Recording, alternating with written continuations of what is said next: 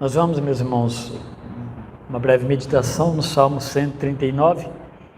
Eu vou me referir a ele todo, mas vou me deter nos últimos 2 versos como base, porque há um propósito, há um motivo, por que Davi chega nessa conclusão dos versos 23 e 24. Com certeza já preguei esse salmo outras vezes aqui. Eu refiz ele, estudei. Eu creio que ele tem uma boa mensagem para nós pensarmos, tanto sobre oração, como a nossa própria conduta diante do Deus soberano, Senhor, Criador do céu e da terra. Esse é o propósito desse salmo, ele engrandecer, né, os poderes de Deus, o Deus que é diferente da imaginação do homem, ou da criação imaginativa do homem sobre os deuses e heróis, né? Pelo menos eu pessoalmente hoje vejo a minha luta lá, quando eu estou com o Zion, meu netinho, pelo menos ele está com 3 anos, o outro está muito novinho, fazer ele diferenciar, né, os heróis que ele tanto gosta, Capitão América, Homem-Aranha, Superman, né, até mesmo carrinho, McQueen.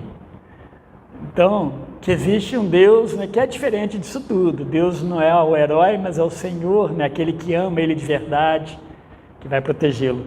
A gente sempre olha essas coisas como um desafio para nós, à medida que nós vamos olhando para as crianças. O Salmo 139 fala da grandeza, do poder, da onipresença de Deus. Ele diz assim, no verso 23 e 24, que eu vou ler. Ele conclui, orando a Deus: sonda-me, ó Deus, e conhece o meu coração. Prova-me e conhece os meus pensamentos. Vê se há em mim algum caminho mau e guia-me pelo caminho eterno. Esse, meus irmãos, é definido aqui na própria Bíblia como um salmo de autoria do rei Davi. Nesse salmo, Davi enaltece, ele descreve, ele reconhece alguns atributos de Deus, e parece assim que ele fez algumas experiências, né? Ele percebeu que Deus era o que ele está descrevendo aqui, o Deus que falava coisas e revelava coisas que eram verdades, mas que era impossível ao homem ter esse conhecimento ou predizê-las, né? Ou antecipá-las. Ele vê Deus dessa forma. Quando ele olha para a criação, ele percebe o Deus Todo-Poderoso. Ele olha para a impossibilidade de alcançar o universo, né, humanamente, e enxerga Deus como o Criador e ordenador de todas as coisas. Então, esse salmo é um salmo, se alguém te perguntar assim, olha, fala alguns atributos de Deus para mim. Vai lá no Salmo 139, abre e lê, fala, eu vou ler o Salmo 139, e ali estão muitos dos atributos de Deus. Ele vai falar do poder, da sabedoria de Deus, da onipresença, né, de Deus. Ele descreve com bastante naturalidade, porque esses atributos de fato pertencem a Deus e é impossível ao homem. Então, ao mesmo tempo que Davi está olhando para o Deus Todo-Poderoso, ele está olhando para o homem limitado. É sempre o homem limitado. Quando ele identifica esses atributos em Deus, ao mesmo tempo, ele deixa claro essa finitude do ser humano criado por Deus, porque no final ele vai chegar falando sobre isso, ele vai terminar falando Deus, né? Ele começa a contemplar o Deus que vê tudo, inclusive conhece ele por dentro, Deus que formou ele. Então fala, Senhor, olha, pode ser que haja em mim coisas, né, pecados escondidos, então o Senhor sabe, mas me ajuda revelando. Eu sei que muitas pessoas, né, não querem que Deus veja os seus pecados, mas o verdadeiro crente, o crente que é fiel, ele deseja que Deus revele, que Deus mostre e que Deus trabalhe os seus pecados, né? E ele quer chegar nesse ponto, né? Que ponto? Que somos criados por Deus e de Deus depende todo o nosso ser, todo o nosso viver, todo o nosso futuro. Ele vai chegar no final falar que caminha com Deus, e ele quer caminhar com Deus, mas caminhar com Deus precisa ser sondado precisa ser observado, né? A gente não pode caminhar com Deus de qualquer maneira.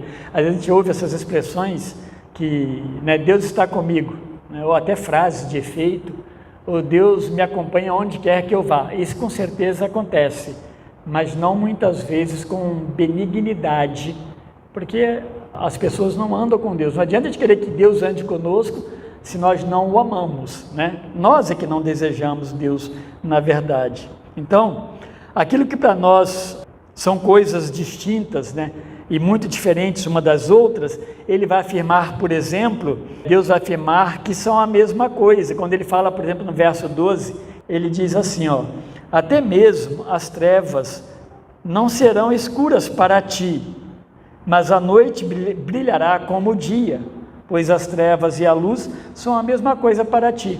Então, dá para imaginar isso? E quando nós falamos que Deus, ele é atemporal, então ele não está preso no dia 13 de março de 2025 conosco, esperando chegar meia-noite para mudar o dia. Esse Deus, o poder dele faz com que ele seja o Deus atemporal, o Deus que não está preso ao passado, nem ao futuro. Não existe passado e futuro.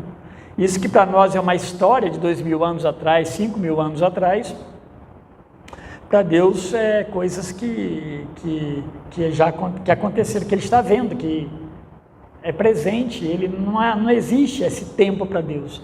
É difícil a gente imaginar, né? Como ficar e como pode haver um Deus dessa forma. Na realidade, Davi ele está entusiasmado com Deus, quando ele escreve o Salmo 139. Ele não está perplexo, porque Deus está surpreendendo ele de uma forma nova.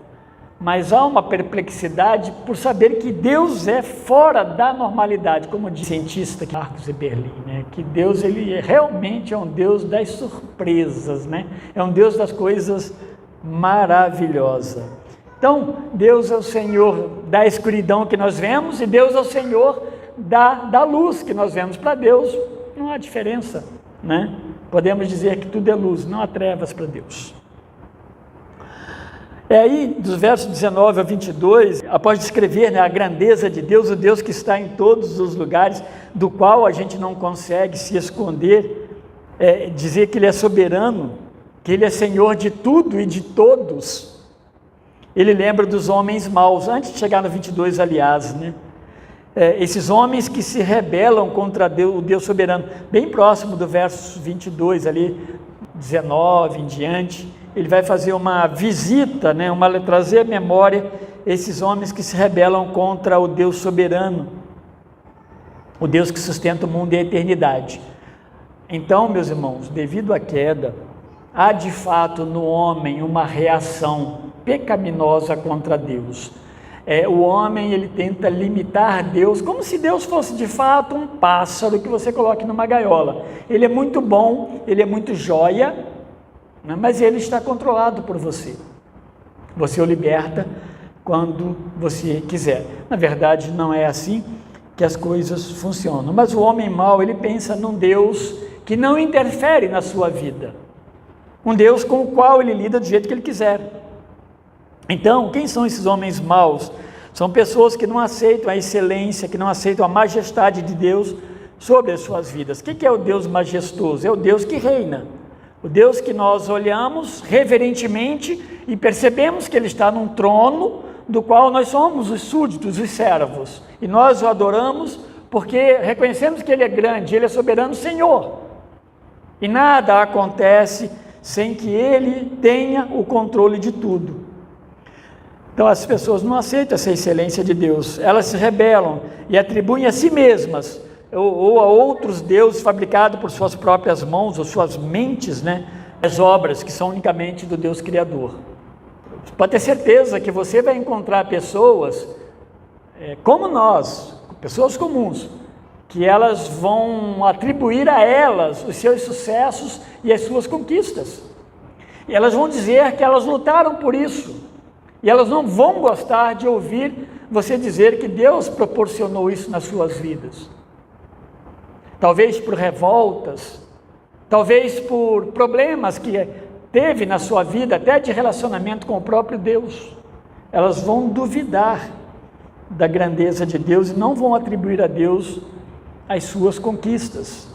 Então vai ser muito difícil essas pessoas olharem para Deus como Senhor do universo. Então, é uma atitude da criação rejeitando o Criador. A gente parece, para nós agora, muito absurdo isso. Rejeitar o Criador. Ora, Ele nos criou, né? Mas, de forma generalizada, nós o rejeitamos. A Bíblia, meus irmãos, em todo o contexto dela, ela não omite essa subversão humana, porque ela já relata, né, desde lá da queda, que o ser humano se rebelou contra Deus. Ele desejou ser igual ao Senhor. Ele desejou o lugar de Deus. Quando você anda em Gênesis, você percorre Gênesis, você vai perceber essa rebeldia muito clara na atitude dos homens de uma forma pecaminosa. Mas quando você chega em Gênesis 11, por exemplo, a Torre de Babel é uma ação humana de demonstrar poderio, conquista, alcance. Deus desfaz isso. E Deus não desfez ali apenas um condomínio que poderia ser um negócio muito legal, né? Não. Deus desfaz ali a intenção ambiciosa, negativa, né? Orgulhosa do homem de desejar poder e dizer que ele resolve todas as coisas. Nós temos solução para os problemas do mundo. Então, ao contrário dessa maré que move o mundo em forma de rebelião, de rebeldia contra Deus, Davi, então, ele reconhece o Deus que reina e que conduz toda a sua criação. Ele declara que nada passa desapercebido do olhar de Deus, o Senhor. Ele está declarando isso. Pela sua intimidade e vida com Deus, ele está dizendo o seguinte: olha, não há como viver sem Deus, fora de Deus, fora do alcance do olhar de Deus, fora da ação de Deus. É Deus que age no mundo, é Deus que faz acontecer, é Deus que retém. E lembra quando Deus, muitas vezes, está claro na Bíblia para nós, está escrito, né? Deus retendo a chuva, fazendo o chão virar um bronze, onde você batia, só tinia, tão seco que estava, a chuva não caía. Deus fez isso. Então Deus, sim, Ele é o controlador das coisas que acontecem, da movimentação do mundo.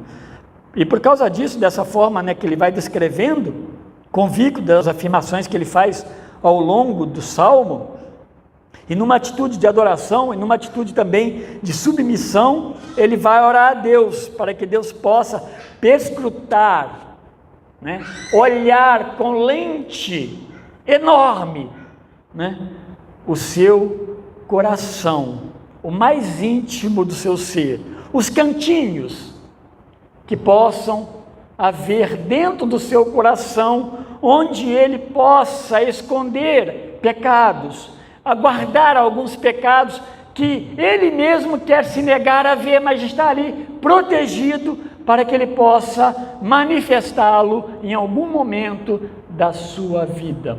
Não se engane, assim é o nosso coração.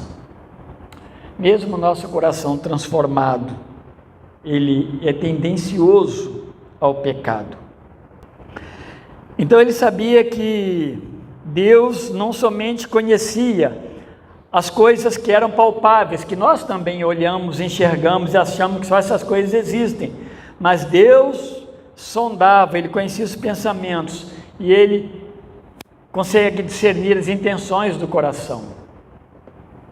E é que mexe conosco diretamente. Porque eu consigo esconder das pessoas as minhas intenções.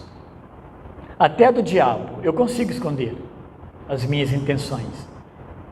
O diabo, ele não tem onisciência, ele tem perspicácia, ele percebe os seus movimentos, ele acompanha os nossos movimentos. Então, a partir daí, ele dá as cartadas dele, dificilmente ele erra.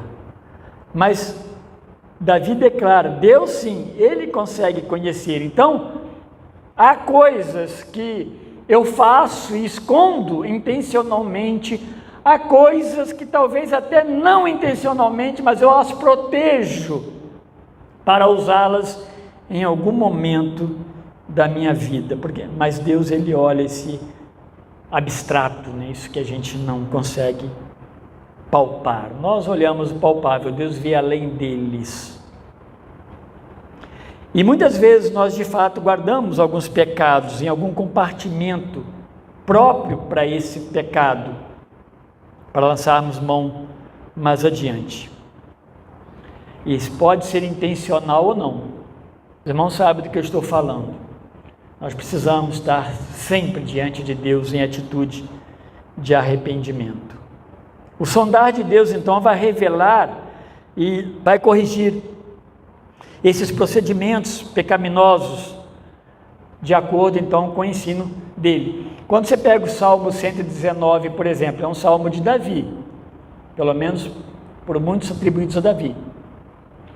O tempo todo ele está falando que a lei de Deus, os mandamentos de Deus são a base para o nosso relacionamento saudável com Ele. Se nós queremos ter um relacionamento de obediência a Deus, nós precisamos então olhar para os mandamentos dele e obedecê-los.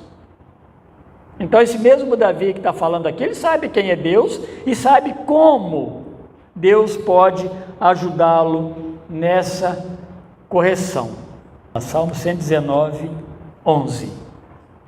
Ele diz: guardei a tua palavra no meu coração para eu não pecar contra ti. Esse é o Davi que está escrevendo aqui, que Deus sondasse o seu coração. Havia lá compartimentos que ele tinha e que Deus com certeza ia revelar. E que Deus revelasse. E essa é a maravilha, né, de quando nós nos colocamos diante de Deus. O Senhor revela. E muitas vezes essa revelação ela não é agradável, porque ela vai se opor ao nosso pecado, ela vai nos mostrar o nosso erro. Davi está dizendo justamente isso. Sonda-me, ó Deus, e conhece o meu coração. Prova-me e conhece os meus pensamentos. Vê se há em mim algum caminho mau e guia-me pelo caminho eterno. Com certeza. Ele está talvez aqui falando de coisas que ele não enxergava, mas ele sabia que tinha. Então, Senhor, purifica-me. Agora, ele, meus irmãos, não se tornaria perfeito. Ele não seria um santo perfeito. Mas essa é a nossa atitude contínua diante de Deus, um contínuo arrependimento diante de Deus. Davi não desejava proceder conforme o homem ímpio. Ele queria proceder conforme Deus. E ele pede no final do salmo que Deus o guie pelo caminho eterno. É assim que ele termina: guia-me pelo caminho eterno. A caminhada, meus irmãos, com Deus, ela não termina em algum momento do caminho, onde Deus vai falar comigo, né? Olha, foi uma satisfação andar contigo, um abraço, né? Vai com Deus. Ou aí não pode nem falar vai com Deus, né? Porque na verdade Deus vai o tempo todo conosco. Ele não vai se separar de mim e de você e vai se despedir. Ele vai estar conosco. Essa caminhada, então, é uma caminhada eterna. Nós, o dia que nós nos encontramos com Deus, mediante nosso arrependimento e a ação restauradora de Deus em nós, nós passamos a caminhar eternamente com Deus. Nunca mais haverá separação. Se alguém não gosta de Deus, não vai conseguir caminhar com Deus. Mas se alguém ama a Deus, vai ter prazer em caminhar com Ele. Ela não termina e nós não nos separamos mais. Quando a gente se reconcilia com Ele, a gente entra numa caminhada para sempre com Ele também. Para fechar, porque ele está tratando disso na sondagem, e a gente pensar que então, nessa caminhada, não dá para seguir com Deus com pecados escondidos. Não é verdade? Então, talvez, né, a gente pode concluir o que ele está falando antes. Sonda-me, ó Deus. Tu conhece os meus pensamentos, tu olha meu coração, porque eu vou caminhar com o Senhor para sempre. Eu vou caminhar com o Senhor para sempre. Então, meus irmãos, é diferente quando nós, pecadores, caminhamos com Deus, mas não amamos mais o pecado. Esse é o bom sentido. Nós não temos mais prazer. O pecado não é a fonte da nossa satisfação mais. Agora é Deus. O pecado ele deve ser sempre um intruso. Ele sempre deve provocar, produzir em nós algum tipo de náusea, para que nós de fato não o amemos, mas amemos a Deus. Se nós caminhamos com Deus, precisamos então deixar nosso coração disponível para Deus sondá-lo e pedir isso para o Senhor, para que Ele sondando, Ele possa purificar, né, os nossos corações, perdoar os nossos pecados, né, perdoar o nosso pecado. É porque Ele desejava ser guiado eternamente por Deus. E Ele sabia que essa era uma caminhada longa, nunca mais haveria separação. E é verdade, não é? A gente está estudando em João, eu tenho falado muito isso, porque lá o Evangelho fala isso. Jesus vem, habita com eles, Jesus vai embora, fala que vai deixar o Espírito, que eles não ficariam só, mas um dia o Espírito irá para junto do Pai, também, a Trindade, e nós estaremos indo para o céu, também. Então nós sempre estaremos junto. A Apocalipse usa a linguagem do tabernacular de Deus em nós. Ele desce com a tenda dele, ele desce com a casa dele até nós. Sempre Deus vindo até nós, né? Isso é maravilhoso. Essa forma de interpretar o Deus que vem nos buscar. Então, eu acredito, então, meus irmãos, que seja essa uma oração maravilhosa para a gente fazer todo dia, não como reza, mas de fato uma oração diante de Deus, uma oração em que a gente possa expressar com satisfação: sonda o meu coração. Deus vai encontrar uma porção de coisinhas aí, e Ele vai te falar por meio da palavra, Ele vai te falar por sentimento, porque nesse caso Ele vai mostrar para você algum tipo de erro e você vai se sentir triste, enfim, Deus vai te mostrar, vai nos mostrar. E isso é bom, porque nós estamos caminhando com o Santo dos Santos. Deus então nos abençoe e abençoe sua vida, meu irmão.